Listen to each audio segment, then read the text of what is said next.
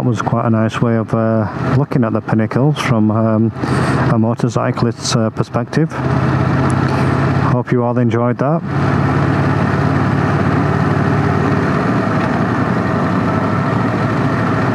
People were wanting to come here, and if they are motorcyclists, then be prepared to pay $8 to get into the Nambung National Park, and $15 for a car, but it is worth the look.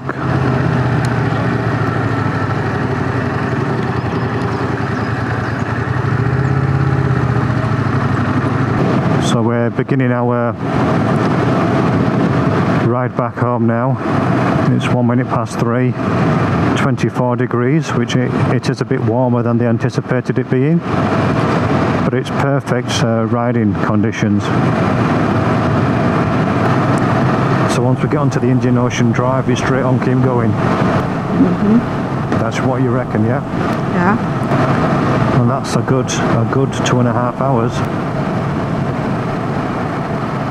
Well, 2.5 hours to get home, yeah. Yeah. So do you reckon you can do that?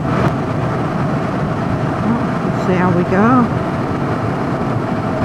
See how we go, viewers. It's an endurance test. What did I say last week? Well, the last 3 video. hours.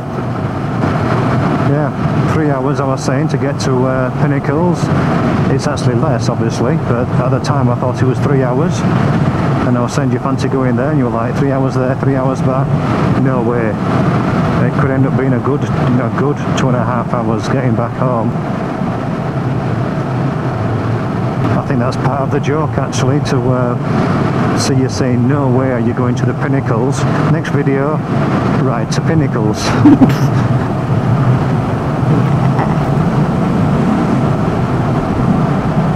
So this road here we're approaching is the Indian Ocean Drive. We turn left, and like I mentioned before, 174k until we get to the top end of Perth then. How are you going back there? Fine. Would you like to go ahead? Yeah, put the foot down.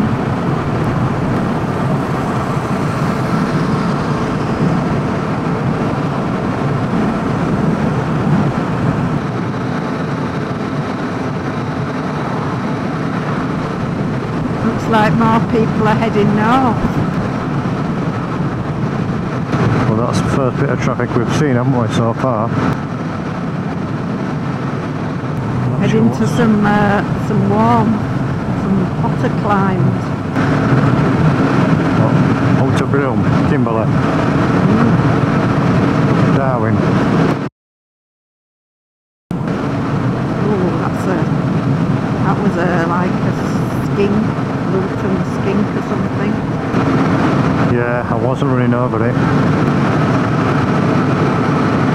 And on the horizon there, white sands, which are like that Landsling way as well. There's some famous dunes by Landsling, which we have been as well. Not on the bikes, mind. This was last year sometime. And I went to photograph some of the dunes. Again, a very tricky environment to photograph in.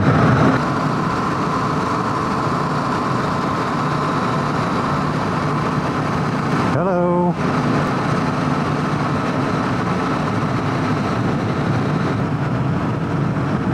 Yeah. And it's exposed, isn't it? There's nothing to break any wind up here.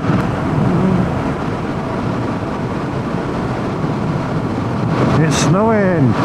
Yeah. Looks like winter over there.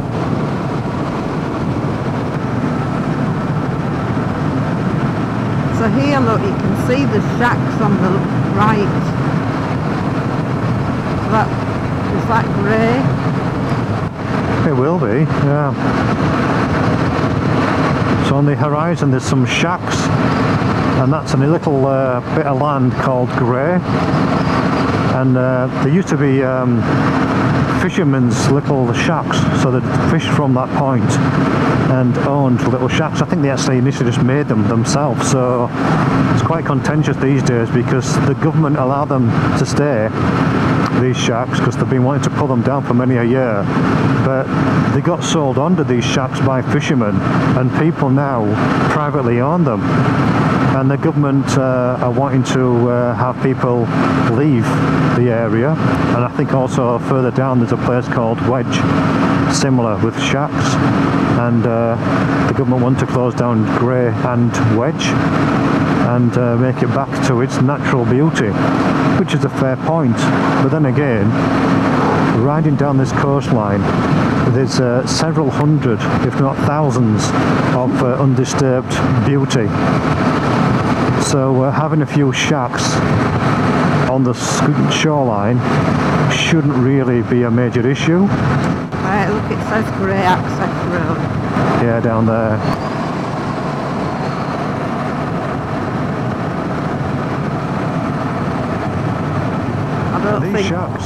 These shacks actually, they can go for something like $30,000, can't they? Because of they're in pristine areas like next to the ocean, and you can go out, fish, sunbathe, snorkel, you know, have weekends there, and yeah, they can sell for up to $30,000, and they literally are shacks, just cobbled together, bits of wood, bits of metal, whatever people can get their hands on to make some shelter.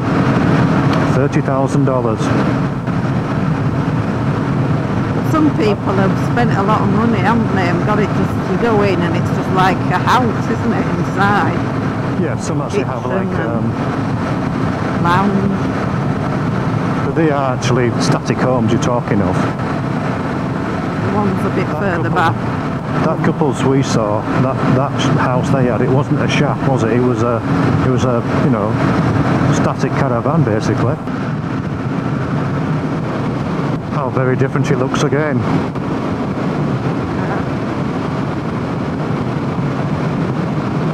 So the landscape just keeps changing as you make your way down to Perth. I see your straps nice and parallel, nice and straight. Is it? Yes. Just by chance. Definitely, because I didn't have any input in that. I like to see your strap nice and straight.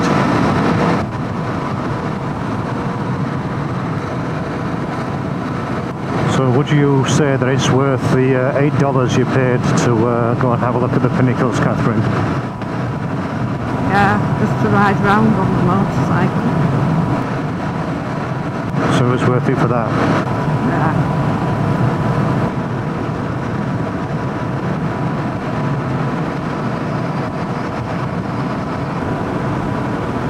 I haven't seen any emus yet. I haven't seen any emu, any kangaroo or any echidna.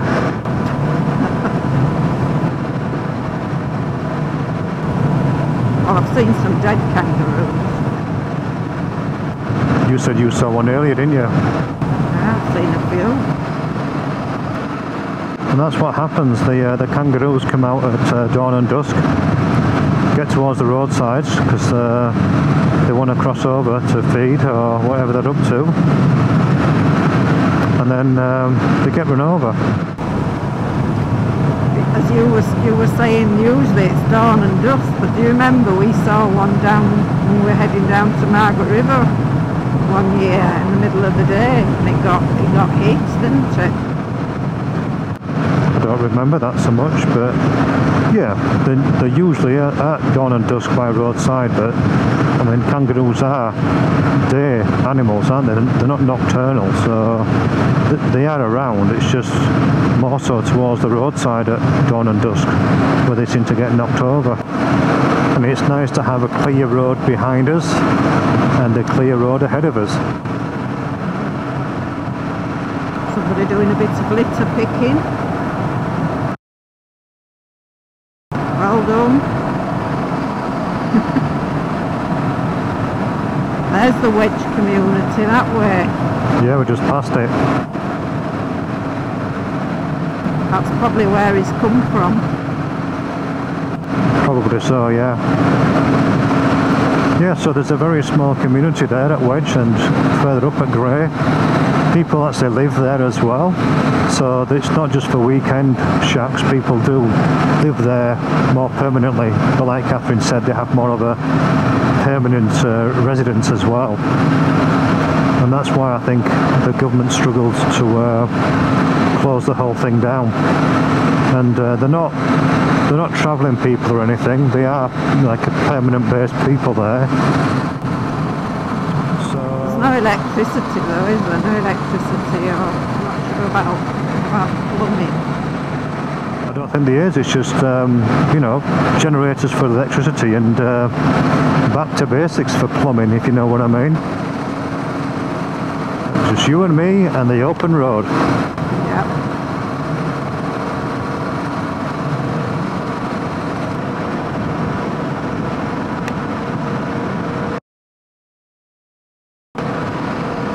And him.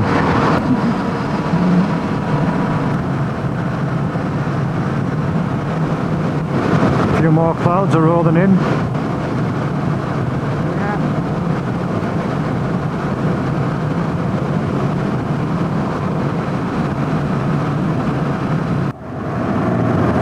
Nice and steady, keep going, that's it, nice and steady. That's it, till you get down to a nice steady speed, and we've stopped. So that down there is the turn off to Lancelin, but it's about 5k in there before you do get to Lancelin, so we're not going there. We're just having a break here where we initially planned to stop, so we're roadside just to get our wrists and blood flow going again. And is that over there? What, that pipe thing? Oh, that shotgun. Above it, yeah, that shotgun. Machete. That, Catherine, is an old grease gun. Is it? So there's the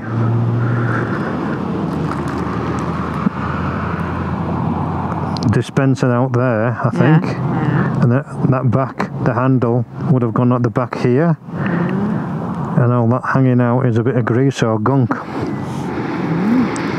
Roadside debris.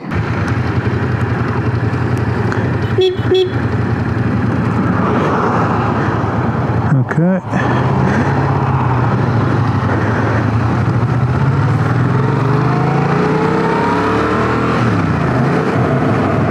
This can't be right. It's saying I've got 3 bars left here. Mine says 3 bars as well. We're filled up. Well, how many kilometres will we have done when we finish? Well, actually I guesstimated 620, something like that.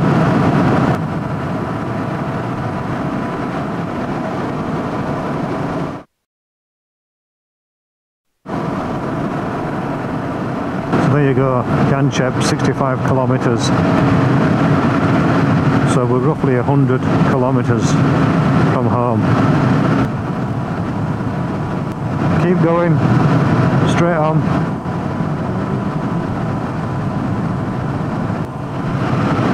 But it's been a perfect day for riding on the bikes today. Perfect weather. Nice and warm. Beautiful.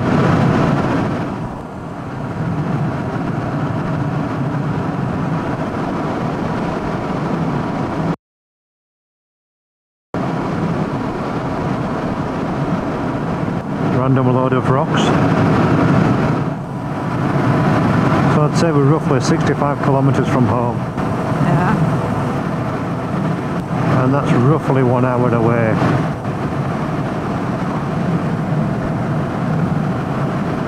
So approximately 5:20 getting home. Yeah. When we get down past Yamchep and there's that sort of, you can take a right turn across to Joondalup, can't you? Yeah. Should do that, get onto freeway. quickest route.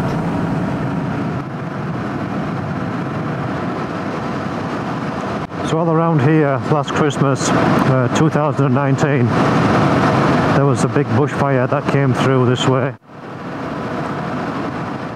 You can see the trees all blackened, but the growth has come back, and in places lots of low bushes and flowers growing, and the trees will come back as well.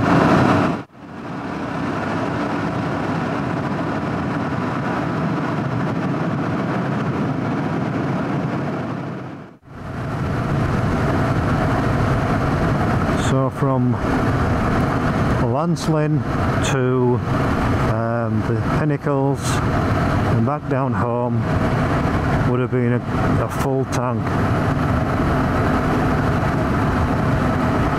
So I'll put the kilometres travelled on the screen now.